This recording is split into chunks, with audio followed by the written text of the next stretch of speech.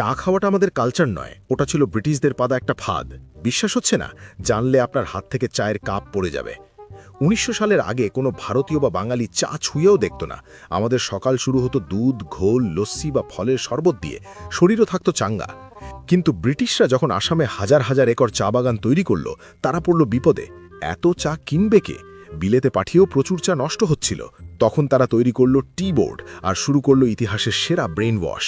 হাওড়া শিয়ালদহর মতো স্টেশনে তারা বিনামূল্যে ফ্রিতে মাটির ভাড়ে চা খাওয়ানো শুরু করলো। সাথে একটা ডাহা মিথ্যে রটালো, চা খেলে নাকি ম্যালেরিয়া হয় না। মানুষ সেই ফ্রিয়ের চক্করে পড়ে গেল।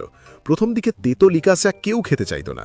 ব্রিটিশরা দেখল বিপদ, তখন তারা ভারতীয়দের জন্য এক নতুন রেসিপি আনলো, চায়ের সাথে দুধ আর চিনি মেশানো। ওই মিষ্টি আর দুধের স্বাদ পেয়েই বাঙালিরা ধীরে ধীরে ক্যাফেনের জালে জড়িয়ে পড়ল। অফিস কাচারিতে চালু হলো টি ব্রেক, যাতে বাবুরা অভ্যস্ত হয়ে যায়।